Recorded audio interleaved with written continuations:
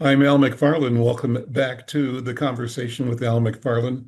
As always, so glad that you are joining us here in KFAI land and across the variety of social media platforms that we are presenting through. I'm pleased to talk to one of my friends and a person that I just admire for her brilliance, her genius, and her accomplishments as a creative and community. I know her family. We go back, so we've been warriors for the culture Yes. for 50 years for sure. And so our conversation simply is an extension of work that I believe all of us were born to do and fortunate enough to live in our purpose and our intention. Well, I'm Mhm. talking to Bianca Rhodes. Bianca, welcome to the conversation with Al McFarland. How you doing, my Thank friend? you. I'm doing great. I'm doing great. It's so great to be on your show. I'm usually put behind the camera Well, you make the and show making stuff possible. happen. We've done wonderful Yes. cooperative and collabs together over at SPNN, where Yes. you play a major role in bringing media Yes, we do. knowledge, information to our community. And thank you for all of that. But you're also, not only are you famous, you're from a famous family. I'll drop it out like that. So I'm going to Uh-oh. Here we have you go. introduce yourself and tell me and our viewers and listeners why you so famous. Okay. Well, again, my name is Bianca Rhodes, and I consider myself a daughter of the Minneapolis Sound. My father is Jelly Bean Johnson, Hey, hey, from hey. Morris All right. Day and the Time. And yes, he was in Purple Rain. And then my uncle, Pete Yep. Rhodes, is one of the first Black cable radio uh, Hmm. owners. When cable first Hmm. came out, he was able to get a frequency. And so back in that day, it would be on TV, but you would hear the Hmm. radio. And so he was the very first Black um, business owner for that. And he had Comcast Channel 937 for a very long Hmm. time and Urban Perspectives at WCCO. And yeah, he's been my mentor since I was 14 and helping out with the family business, helping out with the Minnesota Black Music Awards, which is Yep. responsible for so many careers.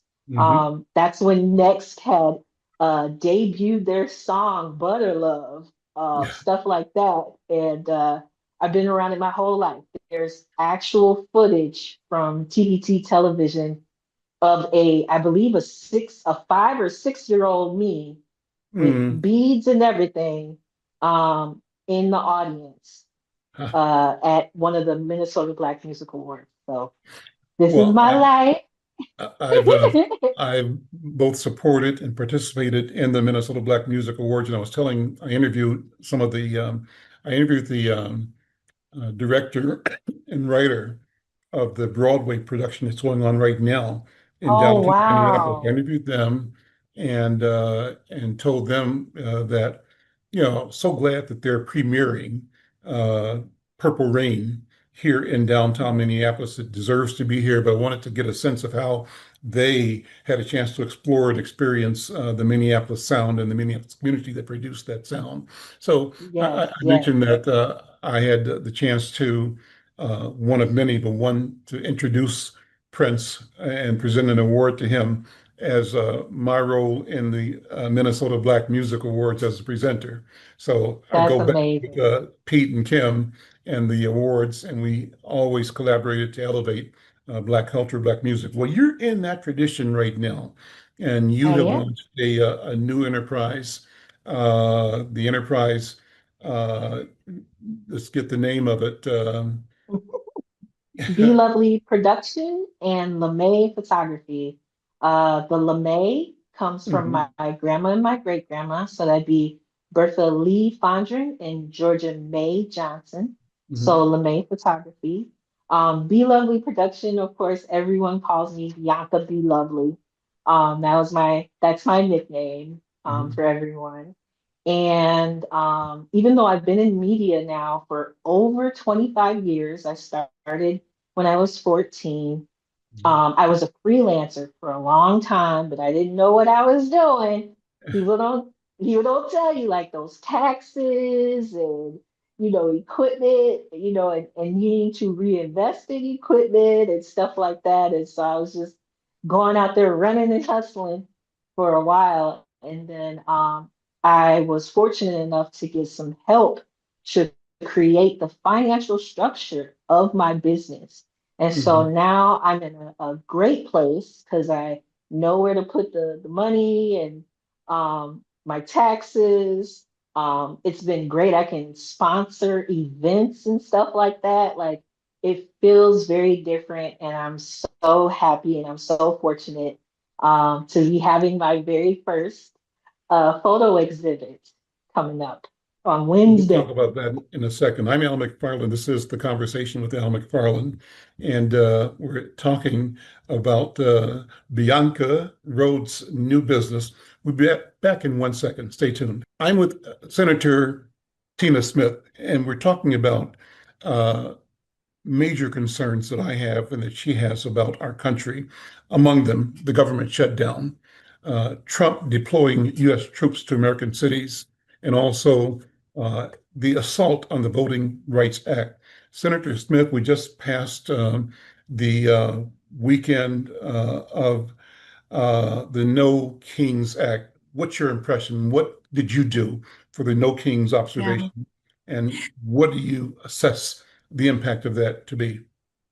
Well, it was incredible, Al. We had the organizers told us that they counted over 100,000 people in the Minneapolis No Kings rally, and there were 80 of these events all over Minnesota, and I think nearly 2,000 all over the country. So millions and millions of Americans showed up. And what is interesting to me is there were people who came who have said that they never go to these kinds of big, large political demonstrations, that they felt called to be here for this. And I spoke at the very beginning of the Minneapolis event, and it was an incredible experience. And I felt like the just like the positive energy and the sense of patriotism that this is what we should be doing in our country is using our voices and understanding that power comes from the people, and that the positivity of it was really inspiring to me. So right now, Senator, we're looking at the government being shut down. We're in 13, 14, 15 days almost now. Why? Why did it happen? And what are we going to do? Well, this is part of the long kind of process that the Trump administration has been going through. The federal government is shut down because Republicans are hell-bent to uh, to keep health insurance costs high for Americans. We know in Minnesota and all across the country that people who buy their health insurance, especially on the exchanges, are seeing their premiums be double and in some cases triple what they were this year, next year. And why is that happening? Because the Republicans refuse to extend the basically the tax credits that people can use to buy down their health insurance so that they're more affordable. But here's the thing that everyone needs to understand. Remember last summer when Republicans passed their partisan, big, beautiful bill, only Republican votes? And what they did in that bill is they extended the tax breaks for the wealthiest Mhm. Americans, the biggest corporations, but they didn't take care of this looming challenge to Americans who are trying to afford their health insurance. And that's what we're fighting about right now. We're simply saying, work with us, let's negotiate to figure out how to keep this massive price increase from hitting Americans. So how does this tie into this whole idea of Trump and his team, Republicans, basically prioritizing billionaires over working class people? Yeah, well, this is who they are. I mean, this administration is so corrupt. Understand, this is the administration that on Inauguration Day had on the dais in the United States Rotunda the biggest tech billionaires sitting right up there next to former Yes. presidents. This Yeah. is the administration, the family, the Trump family that is enriching themselves on crypto, using the White House to enrich themselves. And this is the same administration that is sending masked federal agents into apartment buildings or scooping people up off the street, black and brown people, of course, not white people, with no due process. And not yet. Yes, that is right. That Not is yet. exactly right. I mean, Mhm. I'm so glad I mean, when I think about watching what happened to my colleague, Alex Padilla, United States Mhm. Senator from California, who was Yeah. thrown to the ground by Mhm. the security detail of Kristi Noem, head of Homeland Security, All that. and in a federal building when he had every right to be there. And if you think, if they do that to Senator Padilla, what do they do to some person who doesn't have any power, who is just walking down the street? Mhm. And so they're deploying troops threatening DC, Chicago, other cities, Mhm. often without the consent of the governors or local officials. And the courts have kind of, at this point, nodded and approved uh, these intrusions. Where do we go? Mhm. What's going to happen? So, the courts have been sort of mixed on this. They have said that that the president cannot deploy National Guard members from other states into Oregon, for example. But Mhm. they did, they have allowed some of these incursions in other states. So it's very confusing. It's very mixed. I think about the great Minnesota National Guard. Those people are well trained. They are patriotic. They are really excellent people, and they are not trained to go in and do law enforcement. And so what the president is doing is turning the United States military against using the United States military against United States citizens, which is illegal. So Um, does our governor have any authority to prevent the mobilization of Minnesota's National Guard? How does it work? Well, so when it's ironic that the last time that the Insurrection Act was used nationally to deploy the military to protect American citizens, it was to protect the protesters during the civil rights movement. Mhm. In the night, that was there to protect people who were demonstrating for their civil rights. And now Trump is doing, I mean, I would argue, kind of the opposite of that. Yes. Yes, Governor Walz does have the authority. He is the commander-in-chief of the National Guard. And typically, the National Guard is brought in to help with national disasters or natural disasters, or occasionally in order to reestablish order if there is, like, for example, the National Guard was deployed during the civil unrest during the after the murder of George Floyd. But what Trump is doing is unprecedented, to basically take control of the National Guard and then try to use one state's National Guard in another state for his political aims. So this lines up with the other thing that I mentioned that is fearful, that I fear, and that is a wholesale uh, onslaught uh, Hmm. or the dismantling effort to dismantle voting rights. There's a case in Louisiana, Louisiana versus Calais. It's a voting rights case that specifically attacks Section 2 of the Voting Hmm. Rights Act. Explain that if you would. What does Yeah. it mean, and what do we do?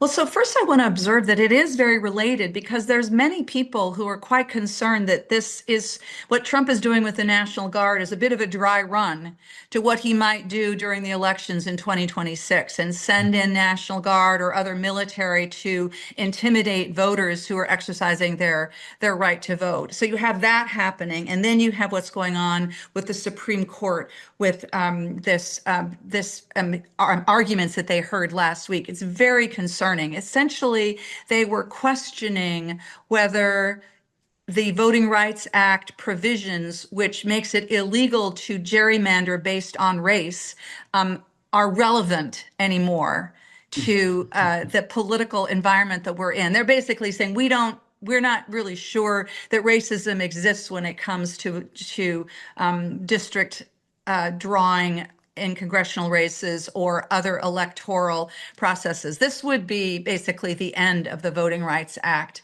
And it would be devastating. It would have devastating political consequences, because in many of these southern states, but for the Voting Rights Act, you would you have Black votes being diluted across multiple districts, and people are losing they will lose their voice. They will lose their representation as a result of it. And I fear, my colleagues in the Black community fear the effort is not just the voice, but the freedom itself. Yes. To move us back to their expectation that America would be great if we were in a subservient position, which I say that we will not and cannot and must not return to. Right. So what's your message, Senator Smith, to Black and brown voters? They're watching this stuff happen. How do they ensure, how do we ensure that our voices count? Yeah.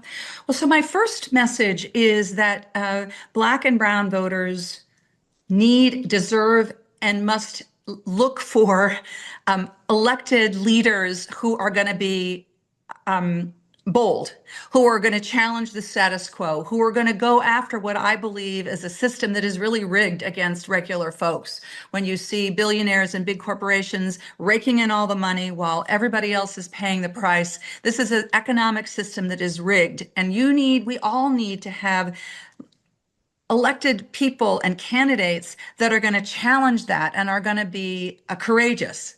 The second thing I would say is that right now, what Donald Trump is trying to do is to tell us all that we don't have any power, that we should be exhausted, that we should just go home and give in and give up. And we cannot let him win. He is actually, I think, weaker than he would like us to believe. I think he is unpopular in this country. And like all bullies, no bully is ever as strong as they want you to believe. And so this is the moment where all of us need to really use our power and be willing to use our votes and our voices to protect this democracy. And I know over the long haul, make it live up to all of its promise. Senator Smith, thank you so very much for your time, for your work, and for your service. Thank you so much. We'll see you next time. See you next time. Thank you, Al. Take care. Bye-bye. I'm Al McFarland. This is The Conversation with Al McFarland, and we'll continue our program in just a minute. Senator, thank you so much. Take care. Bye-bye. Bye-bye. I'm Al McFarland. This is The Conversation with Al McFarland. I'm glad to continue today's program with a wonderful interview about an important event. Many of you are familiar with the work of Minnesota Women in Film and Television, but there's a particular element, work group within that is putting on an important event in the next day or so. That group is called their Committee on Melanated and Inclusion. That might not be the right way. I'll get that straight in a second. But the event is called In Front of the Lens and Behind the Camera. It's an event coming up this Sunday, October 26th, from 2:30 to 6:30 p.m. at Par 365. That's a venue at 2655 Patton Road in Roseville. And I love the idea behind the lens, or in front of the lens and behind the camera. Well, who's joining me to talk about that is one of the organizers and principals in this initiative, member of the committee, Jacelyn P. Johnson. Jacelyn, welcome to the conversation. How are you? I am amazing. Thank you so much for having me, Al McFarland. I before we got started, I said, hold on, you're a part of my village. That's right. That's You know right. my parents. We go back a generation. So And it's so important for us as the village to continue that type of conversation and acknowledgement. yeah. Right. Absolutely. And I feel like this event is an extension of that. So thank you so much for having me on your show. That's a good way to start this conversation. Let's go back and deal with who we are and who you are, because I think it's important to share that your mom and dad are heroes in the village. Talk about who they are, and in the process, describe who you are, Jacelyn. Most definitely. Thank you so much for saying that. My parents are legends then and heroes. My father is W. Rayford Johnson, a musical legend and icon. He's taught hundreds of thousands of students, I want to say, in the state of Minnesota. His students range from Jelly Johnson to Terry Lewis of Jimmy Jam, Terry Lewis, to Prince, to Stokely, McCondition, to the members of Next. Majority of his students, also Walker West Music Academy's son, Marcus Walker, who is the music manager for Lettucey. And the list goes on of all of the innovative leaders that my dad has been able to not only just be an educator for, but also a father figure and mentor to. And my father, for about 35 years in the Twin Cities, led the Martin Luther King Jr. March to the Capitol. And in the cold, rain or shine, my father would be there marching with community activists, and has been just a beacon of light in our community. So we're thankful and grateful for him. And my mother, Irma Johnson. So my father taught St. Paul Public Schools. My mom took over Minneapolis Public Schools as an administrator. And she's taught hundreds of thousands of students as well, who have gone on to become administrators, become public leaders. My mother is heavily active with Delta Sigma Theta Incorporated sorority. She's at the Capitol all the time, rallying and getting our kids to vote. So I have big shoes to fill, and I don't take that lightly. Well, so what's your own academic career? You come from a family of academics and people who hold education at the highest level for their expectations of themselves, and I know of your family. Your father and mother have high, high, high standards. Yes, they do. Tell me about Jacelyn then. So I'm an actress. I have my BA in theater arts, but I also minored in anthropology. So I am an activist in African anthropology. I love to discover our culture.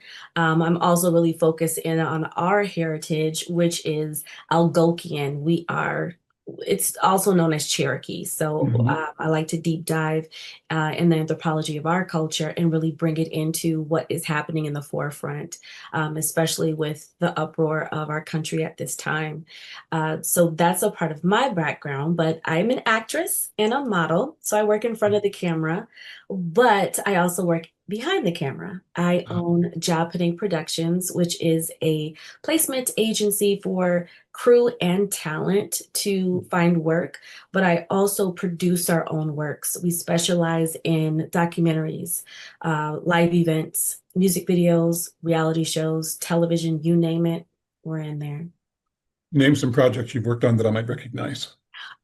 We did We Next Artists, which is a documentary about 5 artists on the east side of St. Paul, an up and coming day in the life story of rags to riches. Some of those artists now have opened up for Kendrick Lamar and are touring the world from the beginning to the end. It's pretty thrilling to understand their story and to follow them to where they are now. I also recently completed 2 mini documentaries for my client Mita, and that covers a Brazilian architect by the name of Damaris Hollingsworth and her journey from being an expat, being an immigrant, to making it in America and providing opportunities for our communities. I also covered Devin George, a former NBA all-star from the north side of Minneapolis, who is now a real estate developer, covered his documentary as well. So we've been busy. We've been busy providing job opportunities for underrepresented artists here in the Twin Cities. That's phenomenal. It's phenomenal. Let me share my screen here, and for our radio audience, they can sort of visualize what you and I are looking at. And what I'm pulling up is the flyer for the Minnesota Women in Film and Television Melanated and Inclusion promotion for In Front of the Lens, Behind the Camera. Talk about this event. It's happening this Sunday, 2:30 to 6:30 at Par 365. I want to talk about them as well, but talk about the event. What's what's going to happen, and why is this event so important? This event, let me give you just a little bit more background. So Sure. I am the leader of Melanated and Inclusion Committee. I was voted onto the board for Minnesota Women in Film and Television back in February. And by April, collectively, they asked me to lead this committee because of my initiative and work in our communities and my passion for our youth activation, activation within our Black, Indigenous, and people of color community, as well as our LGBTQ plus community. And so I prayed on it. I said, God, you've given me this torch. How can I lead best your message of bringing people together, reigniting our village through the lens of film, TV, and media arts? And God said, create a series in front of the lens, behind the camera. And this brings together Black, Indigenous, people of color, LGBTQ, but also our youth, bringing them together for mentorship, to be exposed to industry leaders, and also network and provide scholarship and opportunity. So that's a little bit about our committee. The event in front of the lens, behind the camera, that's going to be October 26th at 2:30. Please get your tickets. It's going to be an outstanding event. What we have lined up is like none other. We have 3 expert panelists. We have Spike Lee's first assistant director, Spike Lee.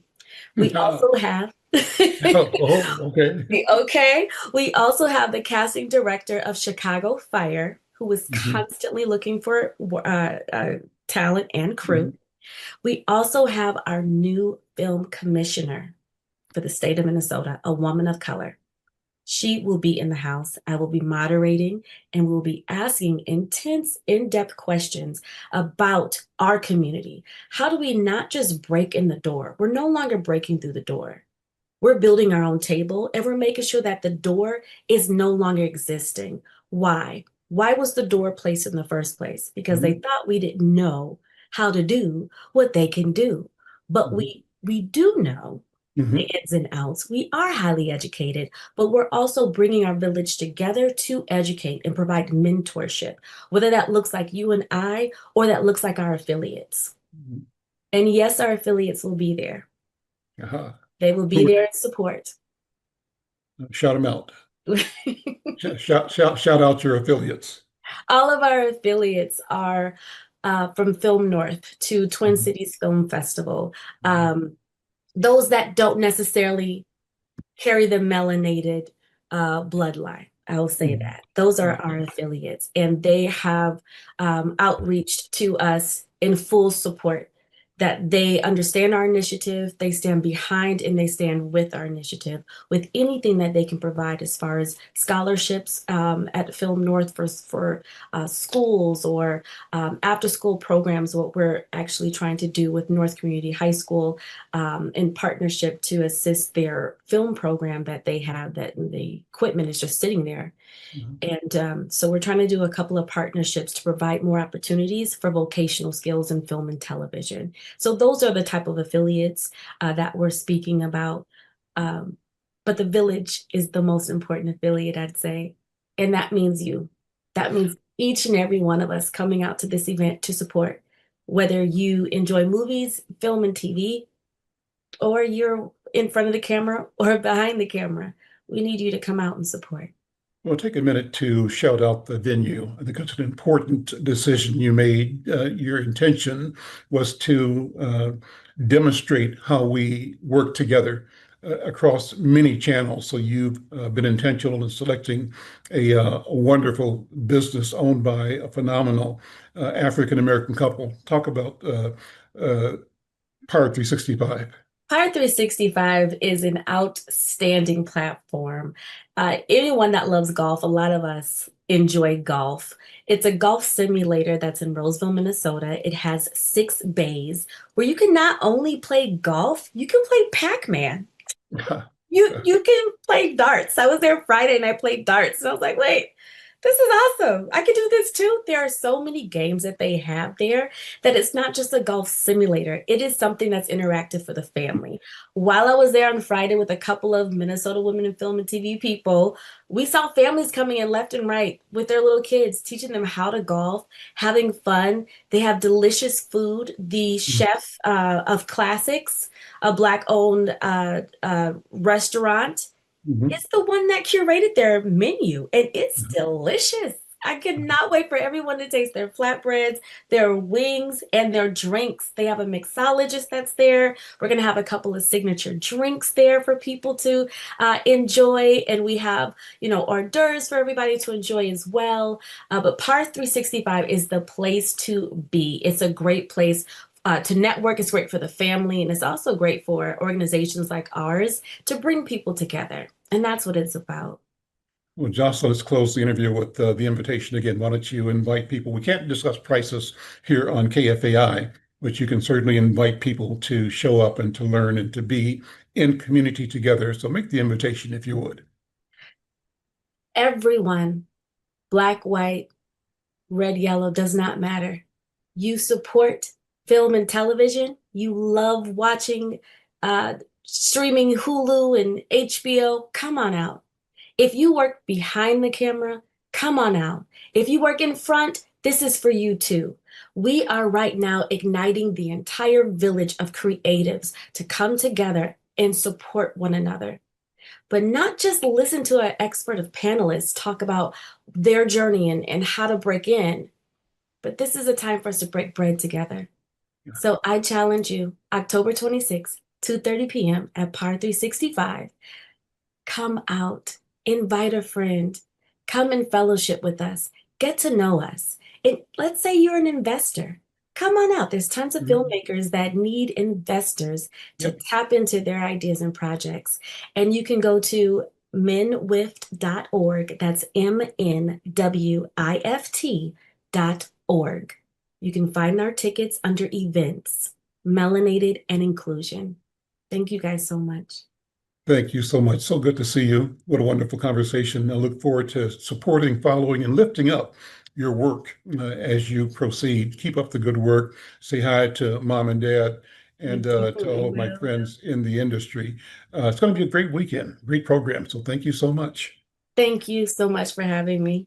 I'm Al McFarland. This is The Conversation with Al McFarland. Stay tuned. We'll be back with more interviews in just a moment. I'm Al McFarland. You're listening to The Conversation with Al McFarland, and I'm continuing my conversation with a person that I call a heroic, young, visionary, entrepreneurial achiever. Her name is Bianca Rhodes. Bianca, I'm dropping it on you, but that in the spirit of expectation, because I know that you've already delivered great things for our community, and I think you're going to keep delivering. In fact, I'm so impressed with you. And is it Janae, who I just interviewed earlier? Jacelyn Johnson. Hey, yes. You guys are a age group, a cohort that really is moving into the arena of community with such fierceness and such competence and such boldness and conviction that you know who you are, you know who we are. You also know who and what the adversaries to our advancement are, and you're not afraid. And you know that the genius in you is providing a pathway to healing for humanity. For that, I thank you. I celebrate you. I elevate you. And so let's talk about your one of your newest ventures, and that's your gallery, not your gallery, but your exhibit, your new business. So describe it again. Yes, so this is Be Lovely Production and LeMay Photography. This is LeMay Photography's very first photo exhibit.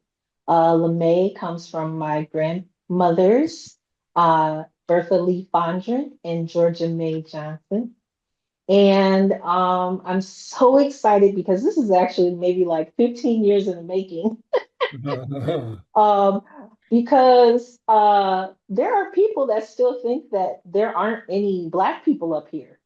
And I would get so upset, especially like when transplants come, and I'm very welcoming. I heard that some Black Minnesotans are very welcoming, but I would hear them say that, and I was just like, that is not the case. We've been here for a long time, and different types of legacies and different types of things, like the Minneapolis Sound, and just there's so much beauty that is going on. And so what had happened was, so I was running and gunning, you know, in my early stages of my media career. And I was just taking the pictures, doing the work, and not really looking at my artist's eye. Mm, So I was running around, but I was still creating art, not mhm, just taking the pictures to just cover it. And something said, well, first of all, I had never printed my work before. mm, I had just been, you know, running.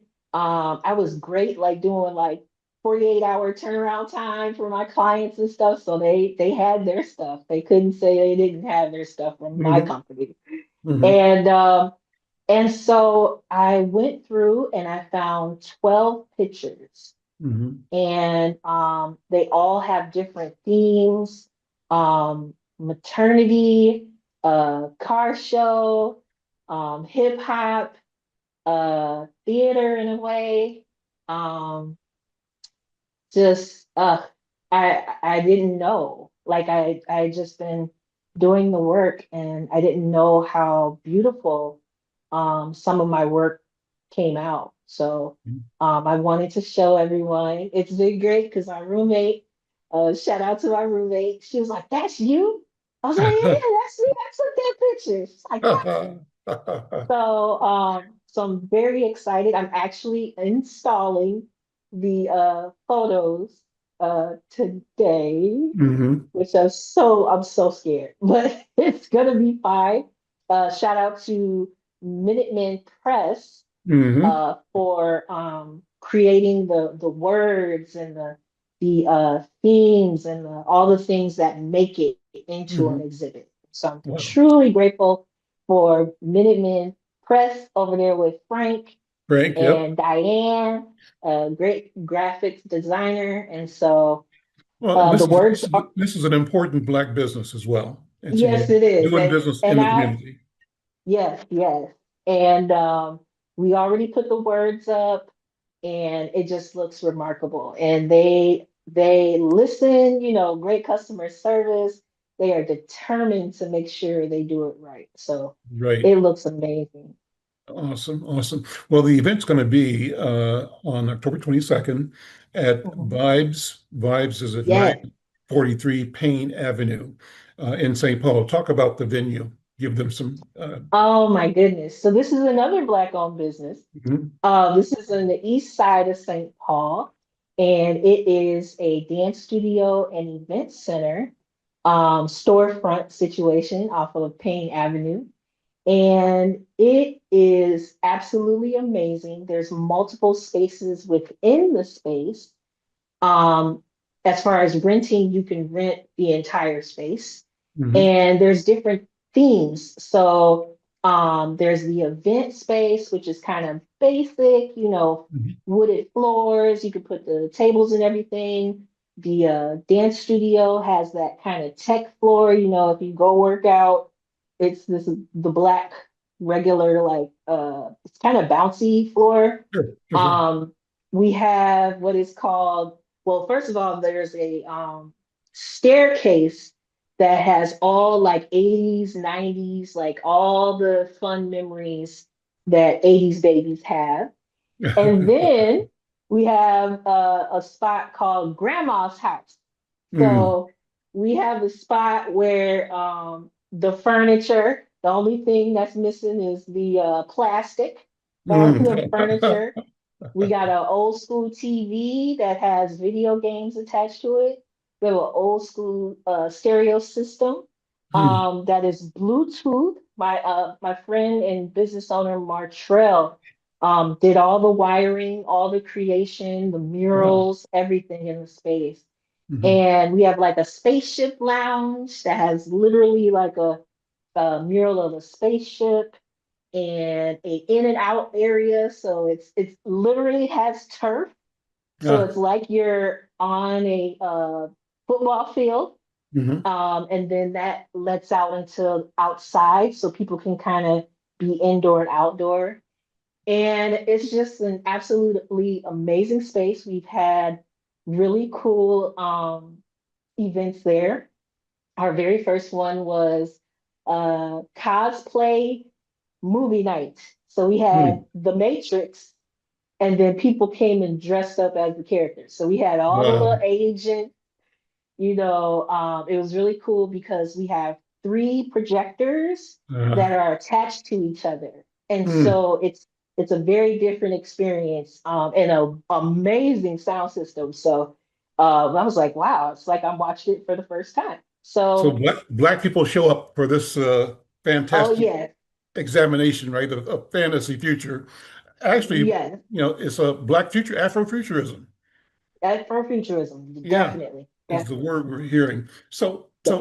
Let me do this. Let me share an image. People who are listening on radio have to simply use their mind's eye to see this. But I've got your flyer promotion for the event. It's Yes. hashtag MN Black Life, Minnesota Black Life, hashtag Men Black Life photo exhibit. It happens October 22nd. Is it just one day or does it open that day? It opens that day, and we're still trying to figure out how long we're going to keep it up because we have other events that are coming up, and they might not want it on the walls. So Okay. we'll find out. Hopefully, I get to keep it up for a few weeks, so other people who missed the grand opening can come and see it. So you have three images on this flyer promotional piece. Yes. Walk us through these images. And Okay. so what you're going to do is have the people on the radio see it in their mind's eye as you Yes. describe it. Okay. Yes. Yes. Yes. So the very first picture I call Womb Love. The beautiful family, Lewis family, they now live in, I think, like San Diego. They live in California now. But this was their second child, and they wanted maternity photos. And she is the mom has Hmm. her belly exposed, Hmm. and the father is holding her belly, and then she has her hands on his hands. And what I loved about this picture, the way that I shot it, is that it looks like a universe, like it looks like Mm. a world, Hmm. and they're holding this. They literally are holding a whole world in their hand. And And so I they are, was, and they are, and they are. yeah, Yeah. it's beautiful, and I was so proud of it. The middle one is called Strong Black King. So I Hmm. had this fashion, jewelry. Some of my friends just, everybody's got an idea. And so they're like, yeah, this would be great. Let's do this. And so um, they wanted to show off the jewelry, but also show Black men in a way that they're not normally seen. And so his hands are behind his head, Hmm. and the jewelry is hanging off of his back. Hmm. And in a way, I wanted to reclaim that stance because you usually see that stance as another Black man getting arrested. And Mm. so I decided to reclaim it and make it a thing of beauty. Hmm. And that's how it came out. So that's the middle picture. That's beautiful. And then there And the is my, background is that the model has a yes, he's tattooed tattooed. bare back, and that's Yes, impressive as well. yes, thank you. And so the third picture I am most proud of, this is my friend Annette Lee. She was Annette Clark before that. And this is one of my, maybe like my fourth or fifth wedding I had ever covered. And I was so nervous. It was at Progressive Baptist Church. Mm. And her mom and her family is like community leaders and stuff. And so the whole time I'm like, please, God, please don't let me mess this up. I can't mess this up. And so she was putting on her dress, and her family members, her mother and everyone was helping her put on her dress. And there was this point where she literally is surrounded by her dress, but it looks angelic. So I call it Angelic Bride. Mm. And it's black and white. And I'm featuring another picture from her wedding. And I'm just so proud of it because it's so it the thing about weddings and stuff is just you are determined. First of all, you determined to outdo everybody. Uh, you want to outdo everybody, but the That's right. other thing is um, just these moments that we need to take as a photographer. Um, you're the one that sees it. Like, Mm. okay, you need to take in this moment. I know everything is going on and stuff, but take in this moment. And I just snapped. I don't even know how many times I snapped on that one. But yeah, those are the three pictures. Boom. Absolutely exquisite. I mean, just beautiful. This picture in particular, so warm, so I think divine. I think divine is the word. Yes, Like uh, filling the frame up, but the frame is like her garment, kind of like celestial. You know, the sky, yes, existence, yes, everything, and she is sort of peering into existence from yes, from somewhere. So that's beautiful. Good, yes. good job. Well, Thank listen, you. thank you so much. I want to remind people that the exhibit opens uh, on the 22nd, and it's going to be at a wonderful venue, Vibes in St. Paul, on Payne. So put that in your schedule. Go over and check it out. Vibes is at 943 Payne Avenue in St. Paul, and the show is from 6 to 9 p.m. on October 22nd. Uh, Bianca, thank you for being here. I wanted to acknowledge that you're rocking Zeta Phi Beta in your hoodie. Tell us about Zeta Phi Beta. So, the best sorority in the whole world. Zeta Phi Beta Sorority Incorporated. Uh-huh. And we started in January 16th, 1920. And we have a very vibrant, what I call blue and white family. So we are constitutionally bound Hmm. to our brothers, Phi Beta Sigma. Hmm. And I'm a part of Iota Zeta Zeta, which is, we call them the OGs. So we were Hmm. the first chapter. And then we also have Sigma Beta Zeta, and then our undergrads and all that kind of stuff. But I became a Zeta in 2017. Um, my sisters, the love, our principles, scholarship, service, sisterhood, and finer womanhood. Hmm. Um, we we truly embody that here in Minnesota. And it's so many different types of women. Like we just had the step show, and How did that go? we're How did that? oh my God, it That, was that was it. amazing. That was at the U, wasn't it? Was it the U? Or was it Yes, over? Yeah. yes, it was at the youth. Yeah. And my sisters participated. My brothers actually won. Uh-huh. Um, Congratulations. thank you. And so just the coolest thing about that is we're not just black Hmm. in our sorority. So Mary Caruso, shout out to Mary Caruso.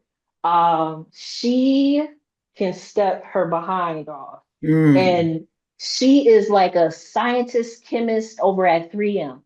So Whoop. you would never know until Uh, you went to a step show that hmm. that's how she rolls. And she's always been like that. It's Wow. never been a, like, I'm just trying to get through it type of thing. Mm. Like, no, she goes She, hard she, and it's so cool. she's down with it. Let's say. Yes, she is. Oh Yeah. my goodness. Well, Bianca, listen, thanks. So good to see you. It's good to talk to you. And we'll be doing more. So we'll figure out how to get a cover shot of your exhibit on Insight News Cover. We'll see you. Cool. Take care. All right. All right. I'm Al McFarland. We'll see you next time.